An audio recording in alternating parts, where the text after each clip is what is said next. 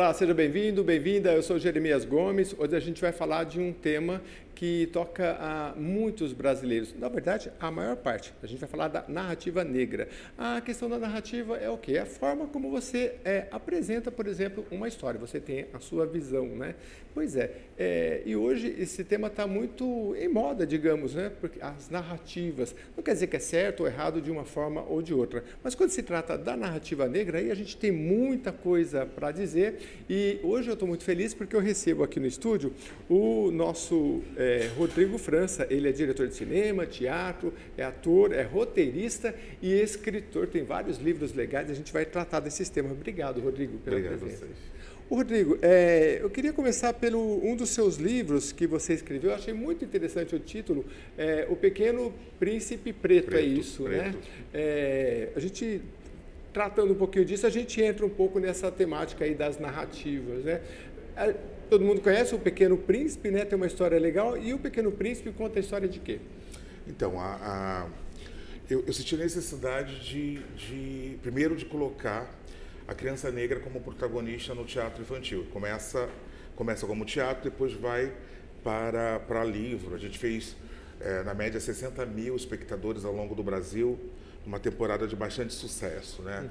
Uhum. O que se associa ao livro do Exupéry é o menino num planeta e que tem uma árvore. Depois eu vou desdobrando para outras questões. Por exemplo, a baobá, que a gente encontra nos dois livros, no Exupéry, é uma erva daninha que ele deve matar, porque senão vai destruir todo o planeta, que é minúsculo. Uhum. Só que a baobá, para, por exemplo, o povo africano, para o povo do Nordeste e Norte brasileiro, é uma árvore muito sagrada, né? E aí eu faço uma releitura sobre isso, né? Ele mora com essa árvore e dessa árvore que ele tira toda a sua sabedoria ancestral. Uhum. É um menino que ama a sua cultura e a meta dele é levar essa cultura para todos os planetas possíveis, né? A sua cultura afro-brasileira. Quando a gente fala em planeta, a gente pode falar em universos ou comunidades, sim, né? Sim. Levar isso da cultura dele para as outras. Essa palavra empoderamento, tem gente que gosta, tem gente que não gosta, mas eu não consigo achar outra quando eu quero falar de empoderamento. O que você acha dessa palavra? Eu gosto, né? A gente tem na raiz da cultura norte-americana dos anos 70, uhum, a coisa do poder, do power, que de uma certa forma vem se levando até hoje. A gente não pode esquecer que a gente está discutindo que existe um padrão de beleza estabelecido. Então, sim, você precisa que a maioria encontre formas, mecanismos para subverter esse padrão de beleza e se achar belo. Sim. Né? E o processo de empoderamento, ele é reticente, né? Eu posso me sentir incrível aqui, estou aqui contigo batendo papo na TV, uhum, e aí depois ser enquadrado pela polícia e esse empoderamento vai para o ralo. Uhum. Então é contínuo. Eu acho que quem se incomoda é porque está ali, de uma certa forma, muito próximo do padrão, sabe? A gente não pode esquecer que, por exemplo, alguns traços, alguns corpos são questionáveis no mercado de trabalho, né? A gente acabou de ver, por exemplo, nos Estados Unidos, e que não foge muito no Brasil, um jovem que não pode usar dread na escola, né? Isso também é a realidade brasileira. Sim. Então, a gente precisa cada vez mais encontrar mecanismos de empoderar crianças e jovens e também adultos, né? Eu escrevo para a família, na verdade, mas eu leio muito pelas redes sociais pessoas adultas falando: se eu tivesse lido seu livro quando eu era criança, talvez a minha vida fosse melhor, talvez eu não precisaria tanto remédio, análise, né? Agora, análise eu acho que todo mundo tem que fazer. Porque a gente precisa ter banhos de autoestima, de potência. Uhum. Quando a gente fala, por exemplo, sobre narrativa, a gente não pode esquecer que, até hoje, a narrativa negra é exposta na escola como exclusividade, sem generalizar, estou falando como regra, só a partir da escravização. Né? Uhum. Não é contado sobre beleza, sobre o quanto a população negra mundial criou, elaborou, da onde vem a medicina, da onde vem a matemática, da onde vem a filosofia. Então, cada vez mais a gente precisa reforçar, e o empoderamento está nisso, porque também, se a gente deixar, a gente já vai continuar construindo gerações e gerações não se achando bonito, não se achando competente. Você ainda tem um Brasil com comportamento colonial que acredita que a população negra só está por serviço braçal, não está por serviço intelectual. Né? Se a gente vê a história brasileira, né? Imagina, a gente tem um Brasil com Conceição Evaristo, com Machado de Assis, com Eliana Alves Cruz. A gente tem um Brasil com pessoas negras poderosas, intelectualmente, que a gente não vai encontrar por aí.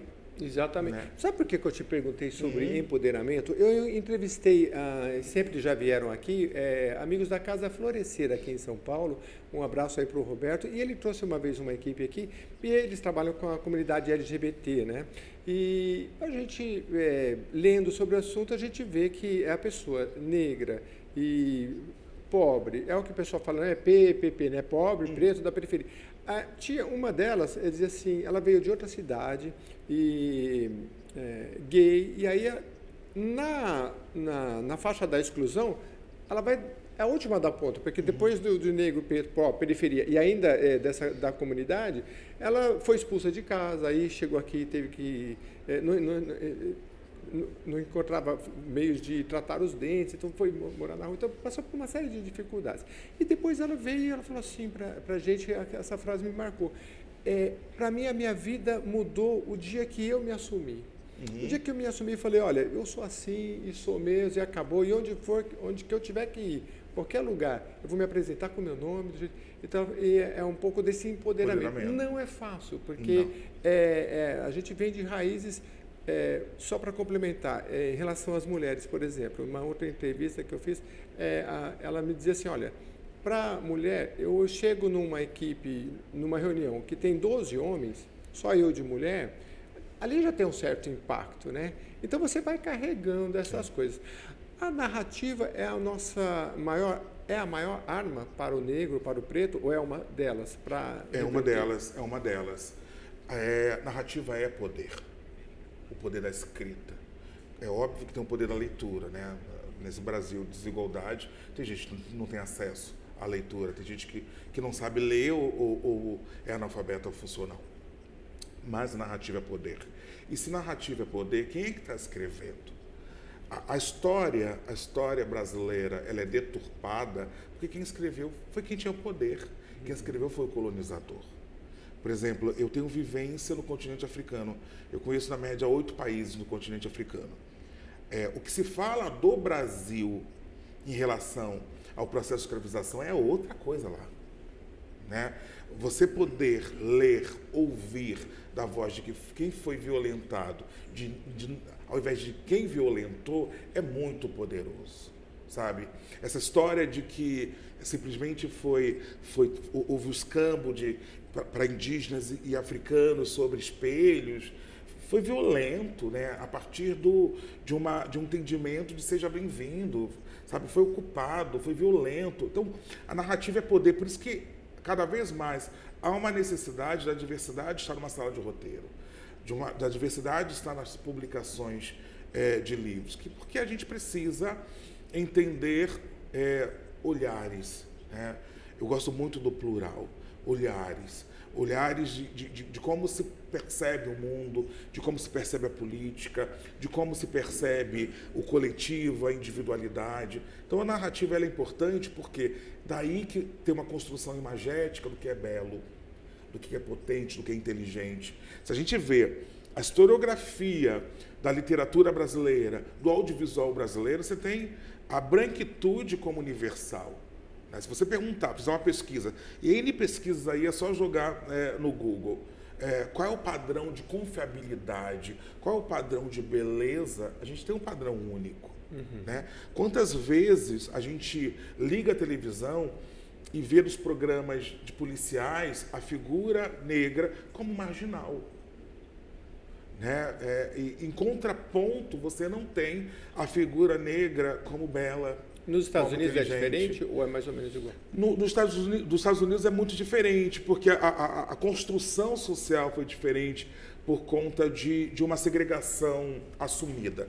Aqui ainda há uma segregação, mas é muito velada. né? Eu pergunto porque muitas vezes nos filmes a gente vê muitos negros, às vezes, assim, que ele é o chefe do setor da polícia, ele é o Sim. chefe da investigação, né? Só para ficar dentro dessa área, né? Mas se a Você gente via mais do que no Brasil. Mas se você pensar aqui, a população negra que se autodeclara 56%, lá beira 14, 16%. Nossa. O processo de construção foi diferente, porque foi um processo muito econômico, houve reparação econômica lá. Sim. Né? Assim como os índios, por exemplo, em Minnesota, eles Sim. conseguem, Os índios também os tiveram. cassinos, Sim. eles Sim. dominam. Então, assim, é um empoderamento pelo financeiro. Financeiro. E, ao mesmo tempo, se você não permite que eu frequente a sua igreja, a sua escola, a sua universidade, o seu banco, eu vou criar. Aqui no Brasil, falam que eu sou aceito na igreja, na escola, na universidade, no banco, mas o banco trava a porta na minha entrada. Agora, a questão financeira, por exemplo, nos Estados Unidos você vê, se você passear ali, você vê os negros em carros enormes. No Brasil você não vê, é muito mais diferente. É diferente, É diferente. né? Essa coisa. Diferente. Então, o impacto financeiro, você acha que tem um. É fundamental. É fundamental, se for fundamental. no Brasil também. É fundamental. Porque é uma barreira muito. Não tem como discutir democracia, liberdade, sem passar pela estrutura capitalista. Não tem, a gente vive no capital. Eu não estou longe de ser um neoliberal, mas não adianta fingir que o capitalismo não existe. Não adianta não discutir sobre finanças, mercado, para todos, imagina. Né? Você acha que ainda quando se vai numa periferia falar com os adolescentes, que a gente no Brasil ainda tem uma janela demográfica, janela demográfica o que é? O país ter a oportunidade de ter jovens, sei lá, de 15 até 30 anos, hoje até mais jovem, mas enfim, que China já não tem mais, muitos países não têm mais, pedem pelo amor de Deus, venham jovens para cá, a gente ainda tem. Só que eles geralmente estão na periferia e às vezes tem um cara que veio aqui e falou assim, eu vejo eles motoboys, mas muitas vezes não vejo na escola como deveria. Esse olhar de às vezes levar uma questão social, vamos ajudar com uma cesta básica, mas não ver talvez um projeto para nós termos engenheiros, para a gente ter jovens que possam dar em pouco tempo um destaque para o Brasil na educação. Você acha que ainda tem um olhar reduzido socialmente? Que escola nós estamos oferecendo para os nossos jovens da periferia, morro e favela? A escola da elite, eu sou da escola pública, da escola privada, perdão, sou da escola privada. A escola privada, a escola da elite, ela é atrativa, ela é atraente. Que escola nós estamos oferecendo? E eu não estou menosprezando os professores, estou discutindo instituição e política pública. Recentemente, houve uma operação policial dentro da Maré, 20 mil alunos ficaram sem estudar. Estou falando de uma geração. Como a gente pode cobrar dessa geração ótimos engenheiros, arquitetos, empresários? Sabe como? Tem aluno que vai para a escola só para comer, porque não tem refeição em casa. Durante a pandemia tivemos a questão, não tem que dar educação à distância. Eu me lembro aqui de fazer uma matéria, por exemplo, que o Chile resolveu dar tablet para todo mundo, mas tudo bom, tem o tablet. Se você conseguir dar o tablet, o Brasil é maior, tem problemas e tudo. Mas depois do tablet tem o Wi-Fi, porque se você está com o tablet, cadê o Wi-Fi? Se você não tem Wi-Fi. E antes da tecnologia tem o humano. Como você tem concentração, se você está com fome. Eu não sei nem o que é isso. Como você se concentra em algo se você está com fome. Tem uma pesquisa recentemente da quantidade de alunos com TDAH. E aí se aponta que a maioria é aluno negro, menino negro, da periferia, morro e favela do Brasil. E aí tem pesquisadores e educadores seríssimos falando, peraí, gente, está disperso, não é necessariamente por conta do TDAH, por causa da fome, porque o irmão morreu, porque a escola não tem ar-condicionado, é um calor insuportável. Então é muito complexo o Brasil para poder reduzir a um único mecanismo. A cesta básica ela é importante, mas ela não é só importante. Ela não pode ser vista como exclusividade. Eu que nunca passei fome, né, eu não posso fazer juízo de valor eu posso ter o bom senso de falar assim, não é o suficiente. Agora, retirar a possibilidade de comida para quem não tem, né? E a gente precisa entender que existe um pacote relacionado à educação, que é a segurança pública, que é o saneamento básico, como se se concentra num lugar fétido, que se passa esgoto, rato. É um pacote. Se a gente quer construir um projeto de país, de nação, a gente precisa entender que a educação ela é muito ampla. E envolve várias áreas. Para citar um exemplo, Sim. aqui em São Paulo, você deve conhecer também. Aliás, estiveram com a gente aqui recentemente, Paraisópolis, né? E falando dos projetos lá. E eu me lembro de um projeto que as pessoas iam e, como foi um lugar desordenado, que vive 200 mil pessoas, imagina, uma cidade média. As casas foram sendo construídas, primeiro, você olha aquela imagem, você não vê árvore, então você vê um lugar extremamente quente, que deve ser de 5 a 10 graus mais quente do que uma região arborizada, então já é um pouco inóspito. E as casas elas vão sendo construídas, uma aqui é uma viela, não tem uma rua, então muitas casas foram sendo construídas e não tinha iluminação. Então iam técnicos lá de uma ONG que eles falaram, olha, essa criança ela estuda, mas estuda no escuro, porque a casa ficou sem janela, porque ela encostou numa outra, e assim, né? É de alvenaria, antigamente era de tábua, melhorou, mas é ruim. Então, assim, são muitos aspectos básicos, porque é difícil, você falou da questão do professor, né? O professor tem essa dificuldade. Mas é um local que já está colocado, está posto. Para você plantar uma árvore lá é difícil. O que você vê como solução? Nós tivemos grandes escolas, assim como CELS, porque às vezes nem naquela localidade você não tem como botar uma escola ali, uma praça decente, né? E aí você tem que começar, dentro do que está colocado, fazer projetos para que tenham escolas melhores, enfim, né? É complicado porque... Eu acho que o grande problema é que a gente ainda não ouve dentro, sabe? Não ouve a solução sempre vem de fora, não ouve dentro. Dentro já tem... A gente tem aí um pouco mais de 20 anos de lei das cotas. A gente tem engenheiros lá dentro, a gente tem arquitetos lá dentro, a gente tem médicos lá dentro. A gente não ouve as necessidades, sabe? Eu lembro quando eu trabalhei num projeto e que estavam questionando o porquê as pessoas não queriam tirar a identidade que era de graça. Não foi explicado o porquê da identidade. As pessoas não sabem o que é cidadania. As pessoas vão entender em outros aspectos. Eu acho que falta um grande diálogo, sabe? A identidade ela é importante para algum segmento, sabe? Para uma questão mais burocrática, para a população negra não ser enquadrada, mas a relação da cidadania ainda não é discutida de uma maneira muito séria quando a gente pensa sobre o poder público. Quando a gente fala de política, eu me lembro agora do Mano Brown, num vídeo que ele gravou, né, não vou saber repetir as palavras dele, mas ele dizia assim, olha, quando você está olhando para um camarada que fala, melhor prender todo mundo, sei o que lá, cuidado, que você está falando de gente que está na sua comunidade, às vezes você está votando numa pessoa que está falando contra o que você... gostaria que fosse diferente para a sua realidade. Você precisa de escola, você precisa de saúde e tudo mais, né? Aqui na Leste, a representatividade de negro aumentou. Nós temos a bancada das pretas. Eu estou aqui há 10 anos, vi ampliar nesses últimos 10 anos. Você acha que... Inclusive, fiz uma reportagem e alguns disseram para mim, olha, não necessariamente o preto precisa votar no preto. Ele pode votar na defesa de um segmento, né, que ele acha interessante. Qual é a sua opinião? E se as pessoas estão tendo essa consciência dos seus representantes, quem vai representá-los da melhor forma possível?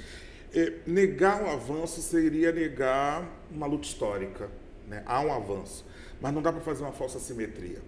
Se nós somos 56% da população brasileira que se autodeclara negro e negra, esse percentual a gente tem que encontrar nos espaços de poder. A gente avançou, mas nem tanto, sabe? Eu também acho, a gente não é porque é negro tem que votar em negro, mas votar em pauta. Mas mesmo assim a gente tem que encontrar esse percentual nesse lugar do poder que é a do povo. E ainda está muito aquém. Sabe? E quando eu falo...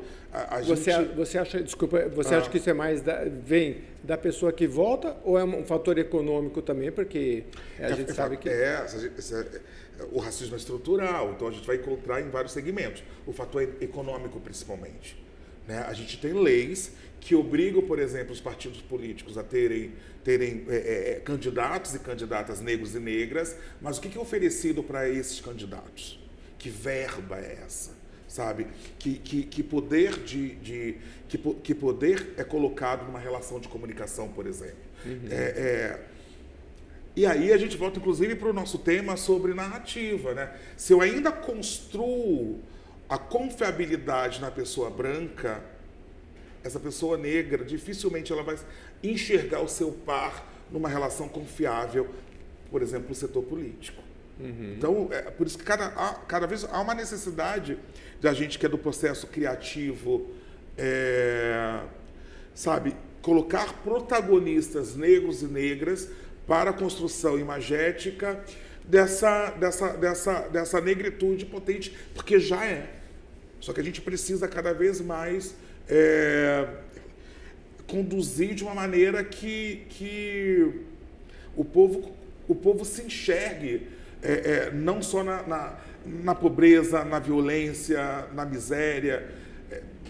Tem pessoas dentro da seara povo popular construindo, fazendo coisas lindas.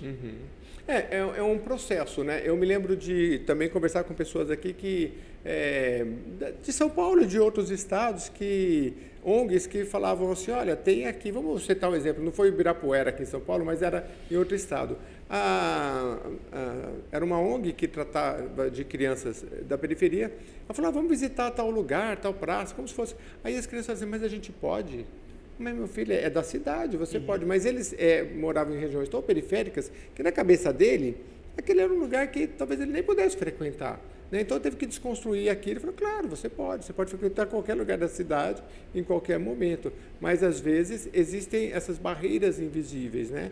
E só quem às vezes é da periferia aqui consegue ver. Eu, quando cheguei em São Paulo, levei um baque, porque eu vinha do interior, e eu entrava em avenidas aqui, por exemplo, na Avenida São Miguel, na Zona Leste, e eu via assim, aquela avenida longa, né? Isso tem 20 anos. E via poucos equipamentos, eventualmente uma escola. Mas no interior você vê praças, você vê alguma coisa. Então, São Paulo é um adensamento muito grande e que você não vê esses espaços públicos, principalmente para a nossa juventude, né? Às vezes as escolas ficavam abertas no final de semana, já é um espaço de lazer, mas isso tem que ser olhado porque é um impacto muito interessante. A gente vai para um rápido intervalo, deixa eu só falar de alguns projetos aqui da casa que tem relação com a nossa conversa aqui. Por exemplo, o projeto de lei 822/2013, que fala sobre a reserva de negros de 20% das vagas oferecidas nos concursos públicos para provimento de cargos em empregos públicos. E tem outros também aqui, deixa eu ver aqui, o projeto 164 de 2023 reconhece como patrimônio cultural e imaterial do Estado as batalhas culturais de rima, isso aqui é interessante, e outras mais que vão sendo colocadas. São muitos projetos, a gente durante o programa vai mencionando para você, que é importante que as pessoas participem, procure seu parlamentar. Nós tivemos, esse ano a gente está comemorando, salvo engano, 50 anos do hip hop, então teve muita coisa, teve um deputado aqui que fez vários eventos, então é bom que você venha participar, a casa é pública, tem muita coisa bacana, inclusive você pode procurar o seu parlamentar e fazer um evento aqui na casa, isso tudo é uma construção aí de quem tem interesse, tá bom? A gente vai para um rápido intervalo e eu volto com ele para falar mais de cinema e de literatura principalmente.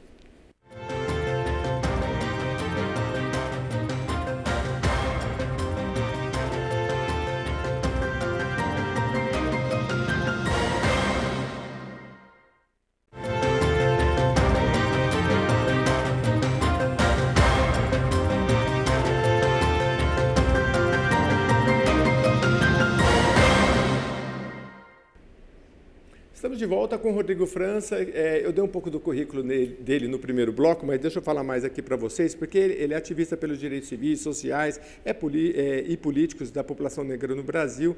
Ele é ator, dirige, tem vários livros, né? Vamos falar um pouquinho das suas peças, porque você podia falar já das que já passaram, mas também das estreias também. Aqui em São Paulo está estreando Para o Meu Amigo Branco também. Que é um livro, que é um espetáculo que eu escrevi junto com a Mary Delmont, a partir do livro do jornalista Manuel Soares.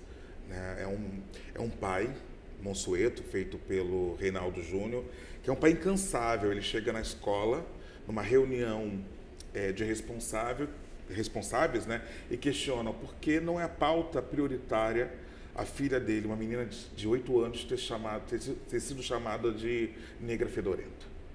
E aí, sempre relativizando, né, a escola colocando como bullying, e é bom falar que bullying não passa por recorte racial, de forma alguma. Racismo é racismo, bullying é bullying.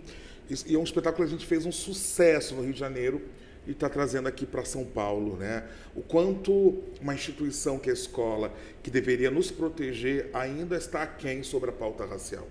É óbvio que eu não estou generalizando, é óbvio que eu consigo enxergar que você ainda tem professores que tem que muito correr atrás e alguns professores muito na frente, né? Não está no profissional, a gente está discutindo a instituição. No Rio de Janeiro, eu estou com o espetáculo Angu, que fala sobre periferia, sobre negritude na periferia e sexualidade. E a gente está rodando o Brasil com Para Sempre Verão, Jorge para Sempre Verão, é muito espetáculo, né? Que fala sobre o Jorge Lafon, né? Teatro é minha vida, é minha escola, embora eu beba muito na fonte de outros gêneros, foi onde eu aprendi tudo. Aprendi a escrever, aprendi o que é política, aprendi a me relacionar socialmente. E a pandemia deu uma travada, né? Agora está voltando com tudo. Como é que as pessoas procuram? Tem uma rede social para te procurar? No Instagram é mais fácil, né? Se for no meu Instagram, Rodrigo França, tem toda a agenda, tem todos os trabalhos aí, tem livro para ser publicado, tem muita coisa. Muito bem. Tem os livros, até eu tinha perguntado para ele, aqui, o Pequeno Príncipe Preto e tem o Menino e Sua Árvore. As duas publicações pela Nova Fronteira. Nova Fronteira. Uhum. Menino e Sua Árvore é meu filho caçula. A gente está falando, estou falando sobre morte, né? Eu acho que a gente precisa falar sobre alguns temas para crianças e adolescentes. Eu escrevo para a família, mas focando crianças e adolescentes. É um menino que acredita que a árvore que está plantada no seu quintal é a sua bisavó, né? É uma história que vai falar sobre continuidade, sobre o quanto a gente deixa de legado, que isso é mais importante, né? O que a gente está fazendo aqui no mundo? Tem uma frase que eu amo muito e que permeia esse livro, que é do Jonatas Raimundo, que é um filósofo, que é: se o seu ancestral estivesse vivo aqui, agora, ele teria vergonha ou orgulho de você. Então, acho que essa é a base da minha construção de narrativa, né? E quando eu falo sobre narrativa negra, está muito sobre isso, né? O quanto eu aprendi, o menino Rodrigo lá atrás, né, sabe, dessa relação de comunidade, dessa relação de coletivo, dessa relação de família, desse compromisso com o outro. A individualidade ela é importante, mas muito mais do que a individualidade, o coletivo também é. Quando a gente trata de política, então, né, se não for do coletivo, não vai não, gente. Tem que muitas vezes, se juntar e para ter força, porque senão não tem não. Eu queria te falar especificamente da legislação que trata, é uma legislação federal do estudo da da cultura afro-brasileira e africana. Afro-brasileira e africana já tem acho que 2 décadas. Sim. E do pouco de pesquisa que eu fiz, às vezes a gente entrevistando pessoas, mas falo também, ligo para as pessoas que eu conheço quando fui fazer a pauta, a pessoa fala, eventualmente já tive algum professor na Semana da Consciência Negra, mas no livro didático mesmo, muitas vezes ainda não chegou. Você tem acompanhado isso e qual é a importância disso? Muito de perto, né? Como você está discutindo uma cultura que construiu e constrói o Brasil pontualmente, em novembro, e de qualquer maneira, como para discutir sobre cultura negra, isso é todos os dias. Se, por exemplo, como a matemática veio do continente africano, do antigo Kemet, tem como explicar matemática a partir dessa lógica, tem como explicar português a partir de uma Conceição Evaristo, tem como colocar também, né?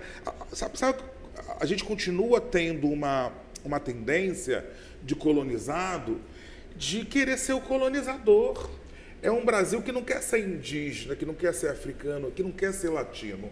É um Brasil que quer ser Estados Unidos da América, que quer ser Europa ainda. A gente ainda tem a Europa como centro das discussões, né? Numa sala de aula, por exemplo. Como a gente vai validar uma lei que obriga o estudo da cultura africana e afro-brasileira a partir dessa lógica? Não adianta o professor de educação física colocar uma vez por ano capoeira, por exemplo. Não adianta. Quantas brincadeiras existem do teor africano e afro-brasileiro que pode ser brincado, por exemplo, numa sala de aula, né?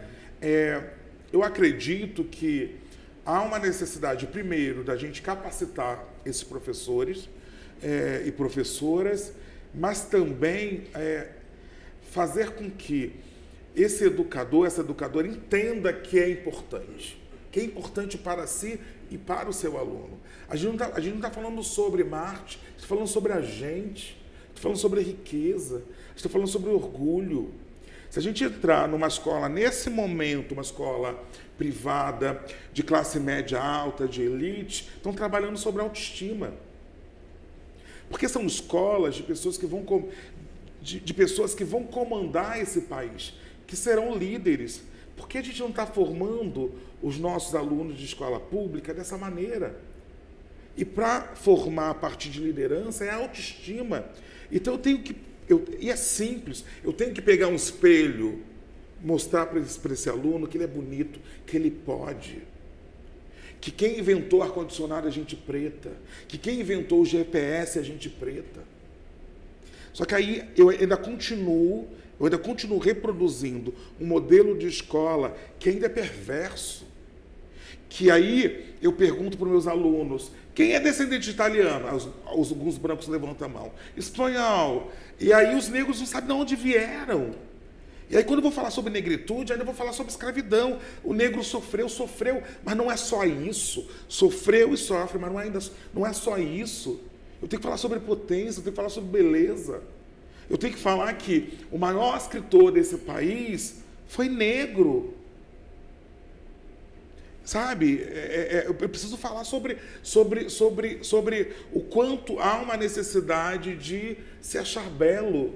E isso existe, eu não vou trazer receita de bolo, mas existem N maneiras de. A minha formação é filosofia, eu tenho mestrado em educação e direitos humanos fundamentais, então eu sei do que eu estou falando. Se você entrar agora numa escola pública de periferia, quem é que está sendo penalizado na sala de coordenação de direção? Para o aluno branco, errar é pedagógico. O que é pedagógico? Errar é pedagógico. Será que a gente tem a mesma paciência com esse aluno negro? Porque não adianta, se o país é racista, as suas instituições serão, a escola será. Não é porque eu sou professor, não é porque eu sou artista, não é porque eu tenho uma fala progressista, revolucionária, que esse racismo não vai me assolar. Eu não posso ser racista porque eu sou negro, mas eu posso reproduzir esse valor. E eu posso estar reproduzindo para o meu aluno, eu posso estar reproduzindo para o meu eleitor, para o meu espectador. Então, por isso, cada vez há uma necessidade de falar sobre novas narrativas. Que discurso é esse que eu estou elaborando? Que discurso é esse que eu estou reproduzindo para quem está me assistindo? Eu tenho que ter um mínimo de responsabilidade. A sociedade, ela muda. Então, a minha forma de conduzir uma sala de aula, a minha forma de conduzir um teatro, o cinema, todas as vertentes que eu estou, tem que mudar. Que legal, interessante isso que você falou, e eu quero só passar rápido, porque o nosso tempo está acabando. Muita coisa, né? E eu quero falar um pouquinho, já que você é da área cultural, da Lei Paulo Gustavo, que a gente citou anteriormente. Passamos um período de pandemia e foi uma lei interessante, a gente fez uns programas sobre aqui, foram cerca de 3 bilhões de reais, não foi uma verba pouca, o governo federal fez uma forma desse recurso chegar rápido ali na ponta, diferente de outros métodos, só que eu conversando com um colega, ele falou, Jeremias, vamos fazer um programa porque faltam 10 dias, só 20% dos municípios aderiram, né? Como é que a gente pode melhorar isso para que esse recurso chegue ao cinema, chegue à literatura, chegue à música, e porque você pode carrear com projetos para negros, principalmente. Primeiro, o cidadão tem que cobrar, né? A prefeitura, o governo do estado, e o cidadão tem que entender que cultura é fundamental. Cultura não é supérfluo, cultura não é uma coisa da elite, cultura é a televisão que você está assistindo, cultura é a novela que você está assistindo, cultura é o livro, sabe, é a revista. É insuportável viver sem arte. Se a vida, e aí eu vou falar bem para a câmera, se a vida ela é difícil, sem a arte, sabe, sem o gibi que você está lendo, sem a novela, sem o filme, sem o stream, a vida é mais insuportável. Então você precisa entender que cultura é fundamental. Né? Quando vão falar sobre a cultura de uma maneira muito errada, negativa, pejorativa, não caia nisso. A cultura não pode ser para uma pequena parcela da sociedade.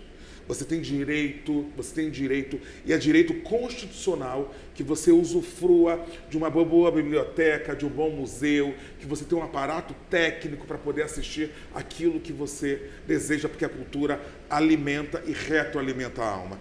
Então, se no seu município não tem Secretaria de Cultura, exija. Se tem Secretaria de Cultura e tem essa verba que é a lei de Paulo Gustavo, e que você não ouviu falar, que não há campanha, cobre. E você, artista local, cobre. Tem que, de uma certa forma, de uma maneira bem feroz, cobrar, porque é seu direito. Sim, para chegar a todos. E eu Ficou queria até que nervoso. você... Não, mas pode ficar mesmo. Faz parte da retórica. Barba, cabelo e bigode. Você tem filmes... primeiro streaming, né? De negro no Brasil, na Netflix, né? Barba, Cabelo e Bigode, dá uma conferida lá. E Humor Negro Especial, uma série também na Globoplay, que ele participa. Então, assim, eu queria que você falasse dessa sua trajetória, porque, claro, no Brasil a gente tem, você vai na periferia, eu não sei como é hoje, talvez eu esteja um pouco deslocado, quero ser jogador de futebol. Eu estava vendo uma entrevista esses dias e falou, olha, na China, como tem criança que quer ser engenheiro. Então, é uma questão de nada contra o futebol, é maravilhoso, né? Nós somos um país de futebol. Mas outros sonhos, como é que você percorreu esse seu sonho e, poxa, chegou na Netflix, na Globoplay, participou de eventos conhecidos mundialmente, né? Como é que foi isso para você, galgar esse espaço? Você tinha essa noção que um dia você ia chegar? Você tinha barreiras na sua família, no seu entorno? Como é que foi esse seu empoderamento? Oportunidade. Eu sempre tive uma família que pôde financiar meus sonhos, né? Eu sou muito bem instrumentalizado para aquilo que eu escolhi como profissão. Foi isso, né?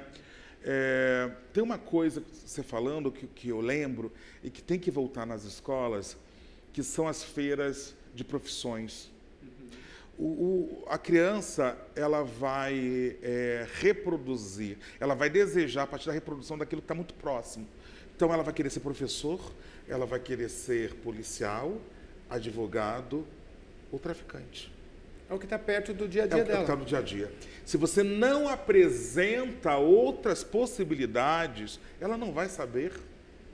Então, essas feiras de profissões, e que algumas escolas ainda existem, mas é preciso que a gente crie isso como projeto político-pedagógico dentro das escolas, de pessoas de outros olhares estarem nessas escolas, falando sobre a sua vivência, sobre a sua profissão, para que a gente rompa a barreira, né? Para que essa...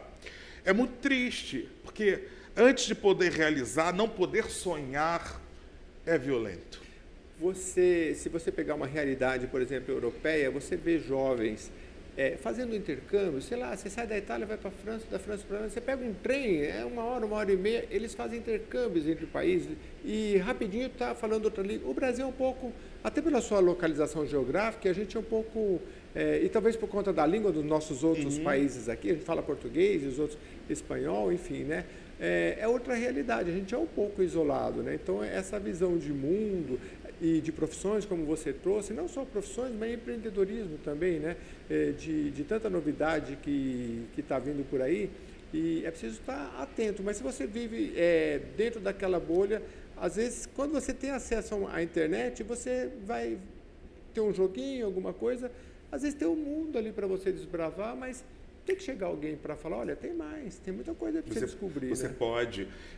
Sou do Rio de Janeiro, tem áreas dentro do centro do Rio de Janeiro onde pessoas nunca foram na praia. Eu estou falando praia que se você caminhar meia hora vai chegar. 15 minutos de ônibus você vai chegar. Eu acho, e acho mesmo, né, porque não sou dono da verdade, que falta a gente olhar para o nosso povo com humanidade, sabe? A gente e aí vem sobre pauta de racismo, vem no dia que a gente passar a olhar o outro como humano que nossa, a gente vai dar chance de sonhar. A gente ainda chama a senhora da Copa, que trabalha profissional da Copa, como tia do café. A gente nega o nome dessa senhora. Se a gente nega o nome dessa senhora, a gente não sabe quem ela é, a gente não sabe qual o sonho dela, de onde ela veio. E isso a gente vai levar para a nossa vida social brasileira. A gente vai levar para a nossa escola, para o teatro. É impossível. Estou chegando agora, estou entrando agora num teatro. Eu não saber o nome de cada profissional que está ali para oferecer o melhor. Se eu não me interesso pelo nome, eu não vou me interessar pelo sonho. Eu não vou estimular. A gente não estou falando de riqueza, não. Cada um de nós, a gente, trazer o nome que você trouxe, né? A gente pode empoderar. A senhora que estava na recepção, se eu não olho no olho e se eu distrato, acabou o dia dessa pessoa. A gente é máquina de gerar sonhos. E eu não estou falando de uma maneira romântica, poética, não. Estou falando de realidade, sabe? Eu vim aqui, coloquei minha melhor roupa, sabe? Eu vim aqui com uma boa vontade, porque, assim, é o mínimo. Você abriu sua casa, seu espaço, sua casa profissional, é o mínimo a gente bater um papo para saber do que a gente vai conversar. Eu acredito que está faltando isso, sabe? Não estou falando de uma maneira mesmo romântica, não está nisso, não. Estou falando de uma maneira prática. Como se eu não olho para essa criança, para esse adolescente lá do Rio, que mora no centro, no olhar humano, como eu vou estimulá-lo a descer para conhecer a praia? Eu estou falando do básico. Agora, é interessante que os estudos que já se fizeram, que assim, não adianta isolar, né? Você põe muros grandes, isola uma comunidade, uma favela de um bairro. E São Paulo é muito isso, né? Porque você tá andando num bairro, você vira uma esquina, você está dentro de uma comunidade, dita favela, né? Você sai, você já entra num bairro nobre, e é assim, e muitas vezes isolados por grandes muros, mas todos os estudos que se fizeram, assim, se você não quebrar esse muro e não for até ali e não houver um intercâmbio, violência continua, tudo continua. Porque é tratar como bicho. É desumanizar. Tem um estudo que você falou, eu lembrei da USP, de um estudante da USP, que ele se caracterizou ali de faxineiro, acho que era faxineiro, alguém da limpeza, não sei se você lembra desse estudo, não tem muito tempo, acho que uns 5, 10 anos. E não sei se era filosofia o curso, eu sei que ele ficava ali no pátio, e aí ele colocava a roupa. Invisível. Ele ficou invisível. Os colegas dele não olhavam para o rosto dele, não reconheciam ele, porque olhavam a roupa que ele estava vestido. Então ele passava varrendo do lado dos colegas dele. E os colegas dele não lembram. Isso foi muitos dias. Então, assim, ele se envia e ficou invisível, né? Isso é uma coisa muito para se pensar, essa invisibilidade de quem está na rua, de todas as pessoas que, às vezes, pela sua classe social automática. E muita coisa é automático, né? Muita coisa automática a gente não percebe, né? Sim, está reproduzindo. E aí a gente volta para o audiovisual, como é necessário. Você estava falando sobre barba, cabelo e bigode. Alguns alunos da Universidade de Oxford, nos Estados Unidos, entraram em contato e falaram assim: eu conheci o Brasil diferente a partir dos seus filmes. Eu falo sobre periferia sem arma, porque não tem só arma. O porquê eu vou falar de periferia, de morro e favela com arma? Porque se eu tenho N lugares, N situações para também mostrar. A minha vontade como artista, a partir de qualquer projeto que eu toque, é subverter a lógica daquilo que é mostrado. A gente fica com uma questão. Eu vou te contar um caso prático. A gente foi numa favela em São Paulo e eu, por alguns anos, devido à igreja que eu frequentava, a gente ia distribuir sopa. E de noite e tal, né? E aí a gente chegou nessa favela, o câmera falou, Deus, não vou descer não. Eu falei, não, por que não? Porque o meu olhar era diferente, que eu já tinha entrado ali, eu conhecia algumas pessoas. E ele falou, não, imagina, não vou, ainda com essa câmera. Então, assim, a minha abordagem e a dele foram diferentes, porque é o imaginário que você tem. Ali é um lugar violento e eu não posso nem descer do carro. E você, se você tem uma proximidade, você tem um outro olhar. Então, é isso, é quebrar os muros. Bom, eu queria só que você deixasse aqui para a gente como é que, você já falou na rede social, mas essa peça em São Paulo, ela estreia nesse primeiro semestre ou não? Estreia agora. Então, para meu amigo branco, a gente começa no Sesc Belenzinho, mas a gente vai rodar outros Sescs. É um espetáculo que vai falar sobre isso, sobre humanidade. O quanto a gente não pode cair na contradição. A gente que se diz progressista, antirracista, a gente tem que se autofiscalizar para não cair na contradição e reproduzir o racismo. E olha, Sesc, gente, é bom, o preço é bom, mas você tem que correr, viu? Porque os eventos lá, se você não correr, você não consegue tantos shows, as peças, eu sei porque eu gosto de frequentar, e então você já entra lá, mas não está ainda à venda, né? Ainda vai começar.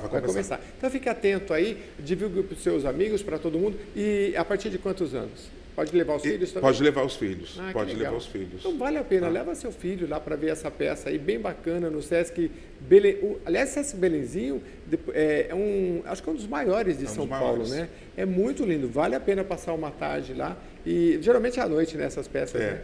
A gente vai fazer sextas e sábados, 21h30 e domingos, 18h30. Bom, ele está no Brasil todo. Seu Instagram, então, Rodrigo França. Rodrigo França, vai lá e vê ele nas redes sociais e conversa com ele, dá serviço para ele lá que ele está precisando. Tem bastante, mas precisa sempre mais, tá bom?